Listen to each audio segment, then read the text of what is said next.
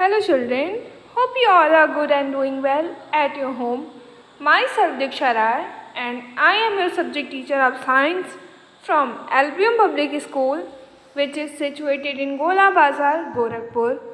So my dear students, as you know very well, today we are going to revise chapter number 12, that is air, water and weather. So what is the name of this chapter? The name of this chapter is that air, water and weather.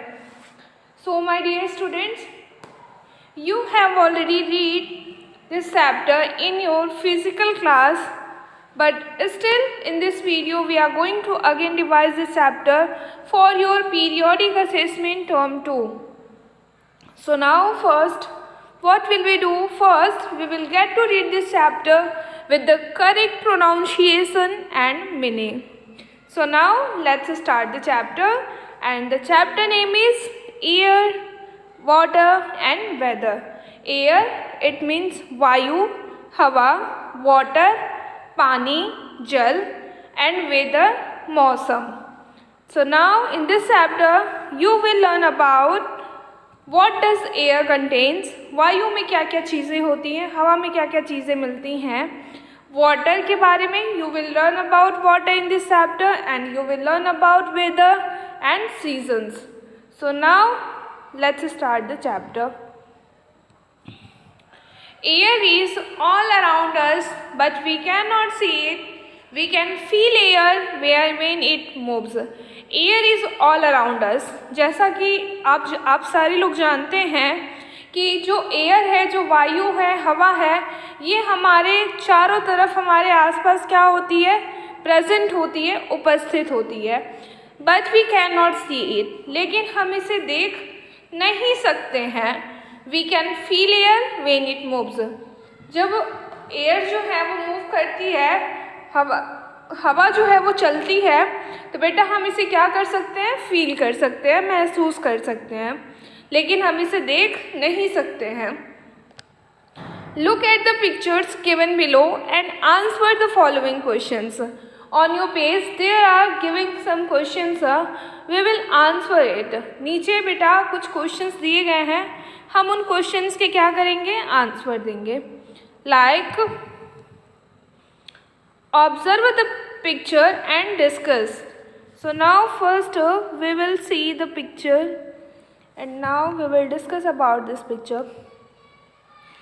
Do you think it is very windy? What shows it?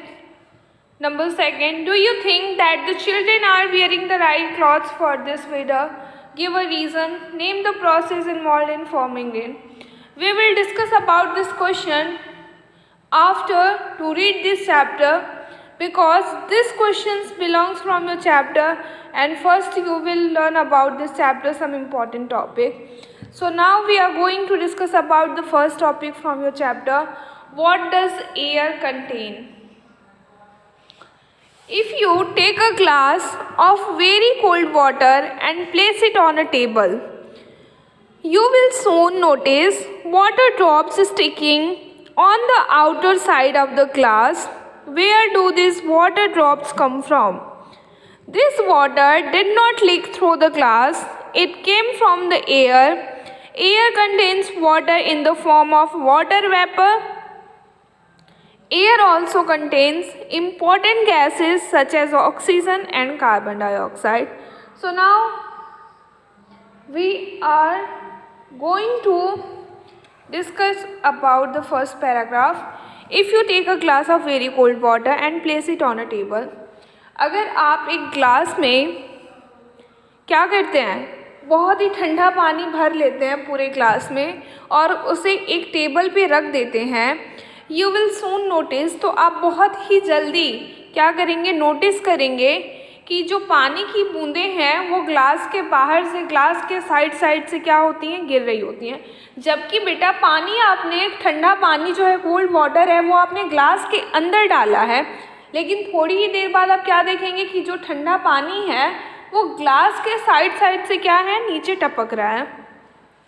तो आपके mind में एक question आता होगा, एक सवाल आता होगा कि हमने ये पानी तो ग्लास के अंदर डाला है, फिर ये पानी की जो बूंदें हैं, ये जो ड्रॉप्स ऑफ वाटर हैं, ये ग्लास के साइड से कहाँ से आ रही हैं, तो अभी हम इसके बारे में पढ़ेंगे। This water did not leak through the glass. बेटा आप ये मत सोचिएगा कि हो सकता है जो ग्लास है वो लीक कर रही है, वो कहीं से टूटी हुई है, वो तो उसमें से जो वाटर है वो लीक करके बाहर आ रहा है, ऐसा कुछ नहीं है। It came from the air. वो कहाँ से आता है? एयर से आता है, वायु से। Air contains water in the form of water vapour. Air जो है, वायु, हवा जो है बेटा, उसमें क्या होता है? वाटर होता है। और कौन से रूप में? वाटर वेपर के रूप में। Air also contains important gases.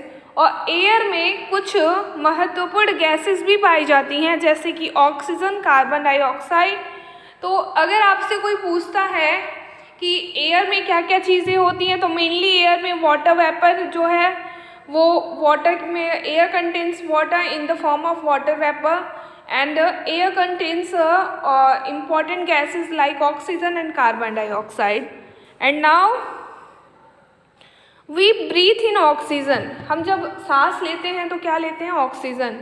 Air में also contain dust particles and germs. अब देखिए बेटा, एयर में क्या होते हैं? डस्ट पार्टिकल्स, धूल मिट्टी के कण होते हैं, और जर्म्स भी होते हैं। This can stick to our body easily. और ये बहुत ही आसानी पूर्वक हमारे शरीर के ऊपर जो है वो चिपक जाते हैं। जब आप देखते होंगे बहुत तेज़ हवा चलती है, आप रोड साइड पे या फिर कहीं कुछ काम कर रहे हैं, तो आपके बॉडी पे जो है वो डस्ट पार्टिकल्स, धूल मिट्टी के कण और जर्म्स जो है वो चिपक जाएंगे।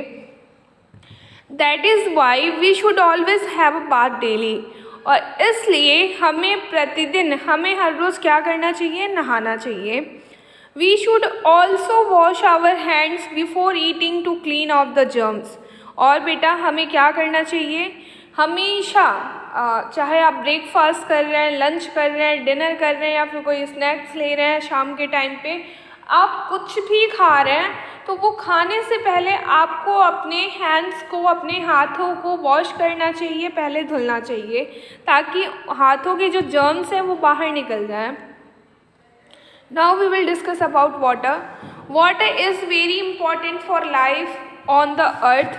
वाटर जो है बेटा वो बहुत ही महत्वपूर्ण होता है पृथ्वी पे जीवन के लिए। All living things need water. जितनी भी सजीव वस्तुएं होती हैं उन्हें जीने के लिए किसकी आवश्यकता होती है? पानी की। We use water for various purposes. हम पानी का उपयोग अलग अलग उद्देश्यों के लिए करते हैं। नहाने के लिए, खाना बनाने के लिए, पीने के लिए, पौधों को पानी देने के लिए। तो पानी के जो यूजेस होते हैं, यूजेस ऑफ वाटर बहुत सारे होते हैं बेटा। Now we will discuss about water cycle. We know that ice, water and water vapor are the three forms of water. जैसा कि बेटा आप जानते हैं कि जो आइस, बर्फ, पानी और वाटर वेपर जो है वो पानी का ही एक फॉर्म है। जैसा कि आप पढ़ चुके हैं, आपकी बुक में चैप्टर नंबर 5 जो है वो है सॉलिड, लिक्विड और गैस। तो जो पानी है बेटा, अगर उसको रेफ्रिजरेटर, फ्रिज में हम डाल दें तो वो आइस बन जाता है। उसको जब हम बॉयल करने लगे तो वाटर वेपर बन के निकलने लगता है। और वो सारे हैं क्या? किससे आ रहे हैं? पानी से ही आ रहे हैं। What happens to the water when wet cloths dry in the sun?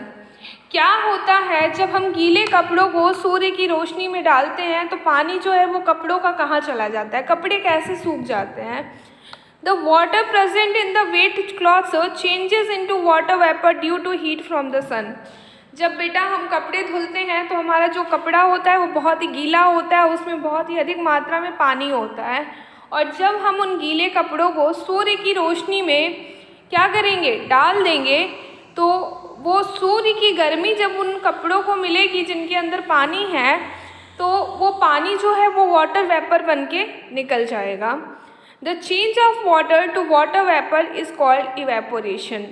देखिए, द चेंज ऑफ वाटर, पानी का वाटर वेपर के रूप में बदलने की प्रक्रिया को ही, प्रोसेस को ही इवेपोरेशन कहते हैं। Got it? Now the sun heats up the water from rivers, ponds, lakes, seas and plants. This water evaporates into the air as water vapour. The sun heats, सूर्य जो है वो गर्म करता है नदी, तालाब, झील, सागर, पौधों, इन सब में जो पानी होता है वो सूर्य की रोशनी की वजह से, सूर्य की गर्मी की वजह से क्या होता है, वो गर्म हो जाते हैं. This water evaporates into the air as water vapor. Point number 2. When it goes higher, the water vapor cools down to form small water droplets. The change of water vapor to water droplets is called condensation.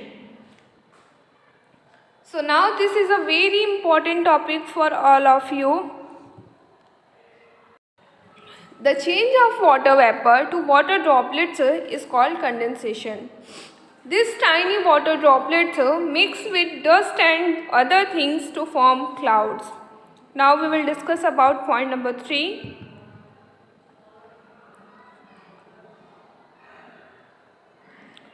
Inside the clouds, the tiny water droplets join to form big drops. When water drops in the cloud become too heavy to remain in the air, they fall down as rain. In places that are very cold, the water drops freeze into ice and come down as snow. Now we will discuss about next point. The rainwater or the snow fills the seas, rivers, ponds and lakes, and the cycle continues. The cycle involving the change of water into water vapor and then to water again is called water cycle.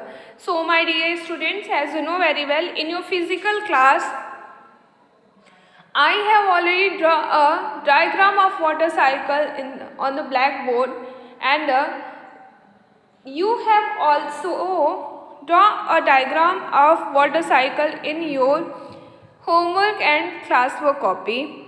So now मैंने आपको बताया हुआ था the cycle involving the change, उस तरीके के बदलाव को जो साइकिल इन्वॉल्विंग में होता है, जैसे कि वाटर जो है वो पहले कौन से फॉर्म में बदलेगा, वाटर वेपर में, और वाटर वेपर से जब ये वापस से वाटर में बदलेगा तो हम इसी को क्या बोलेंगे, वाटर साइकिल बोलेंगे. Now this is the whole diagram of water cycle. Now it's time to do, let's remember. Circle the odd one out in each of the following. Number first, lake, pond, sea, air. Lake, pond, sea, air. So now we will circle air.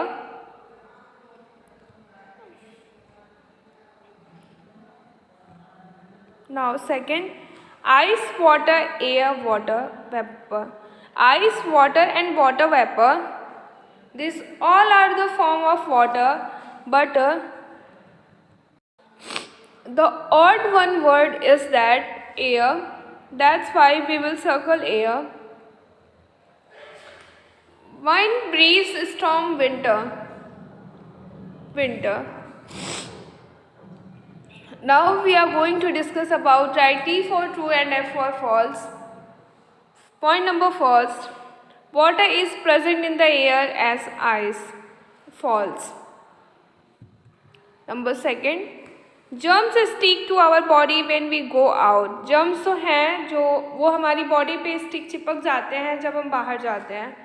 Yes, it is true. Point number 3, the heat of the sun cools the water in the lakes and the rivers.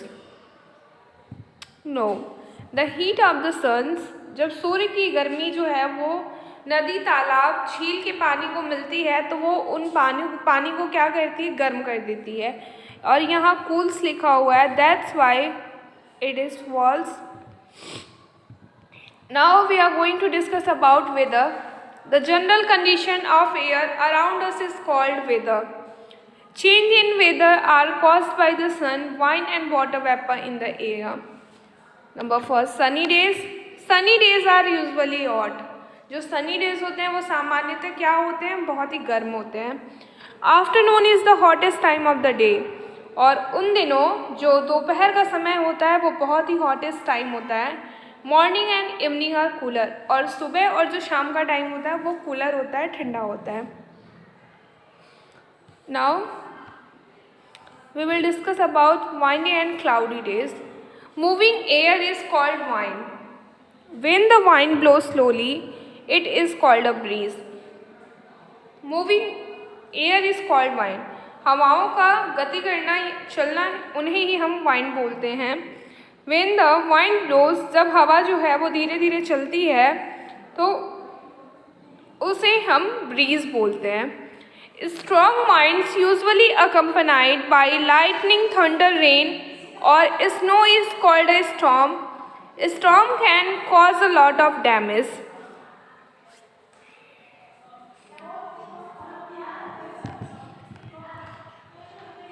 The sun appears to hide on cloudy days. The sky is full of clouds. The sun appears to hide on cloudy days. The sky is full of clouds. It is cooler on windy and cloudy days than on sunny days. Now we will discuss about seasons.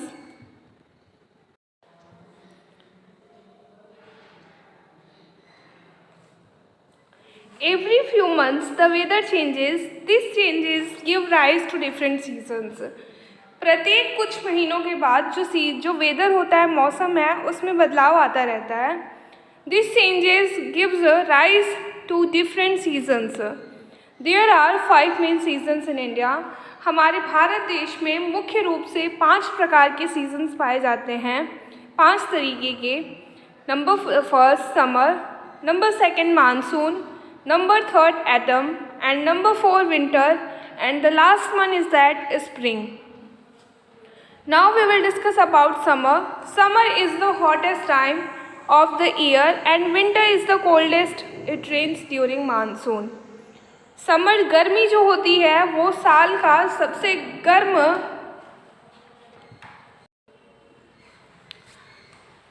And winter is the coldest.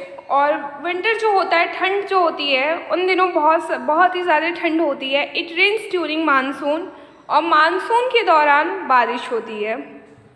And now we will discuss about autumn and spring. The weather is neither hot nor cold in autumn. जो autumn के time पे जो weather मौसम होता है वो ना तो बहुत ही गर्म होता है और ना ही बहुत ठंडा होता है. Often cool winds blows during autumn. प्राय रूप से एटम के दौरान ठंडी हवाएं चलती हैं. Many trees shed their leaves in autumn. और बहुत सारे पेड़ अपने लिप्स को शेड कर देते हैं एटम के दौरान. Now we will discuss about after autumn comes winter. और एटम के बाद कौन सा वेदर आता है, कौन सा मौसम? Winter. It is the coldest season of the year. और ये साल का सबसे ठंडा सीज़न होता है. We wear woollen clothes to keep our selves warm in winter. हम अपने आप को क्या करते हैं, हम गर्म कपड़े पहनते हैं इस मौसम के दौरान. After winters comes the spring season. और विंटर के बाद फिर सीज़न कौन सा आता है? Spring.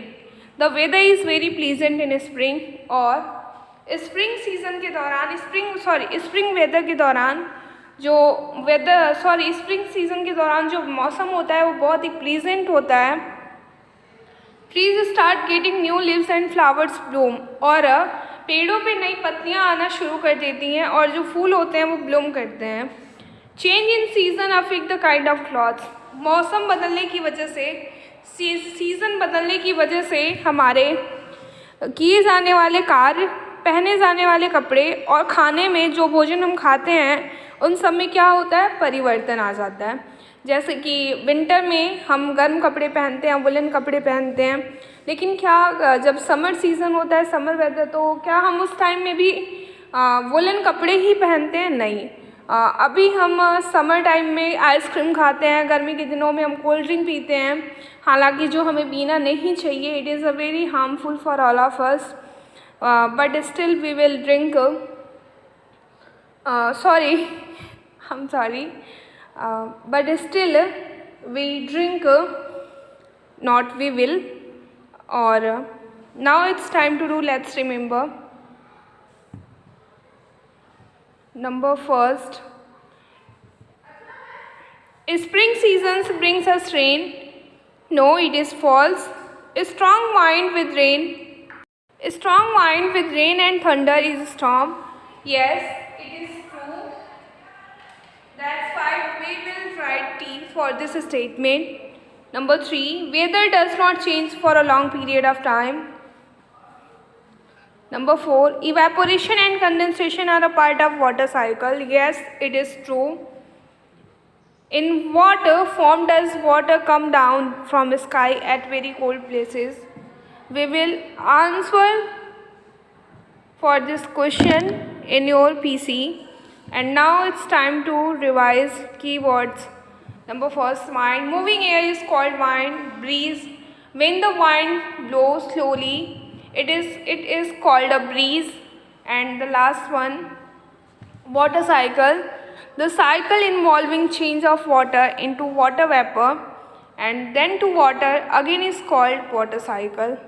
From this topic your chapter has completed, and I hope you will revise this chapter, some important point and the exercise of the chapter, and you will rewrite the keywords and you will make a diagram of water cycle in your PC. When your school will reopen, I will check, and from this work you will also do a lot of preparation for your periodic assessment term 2.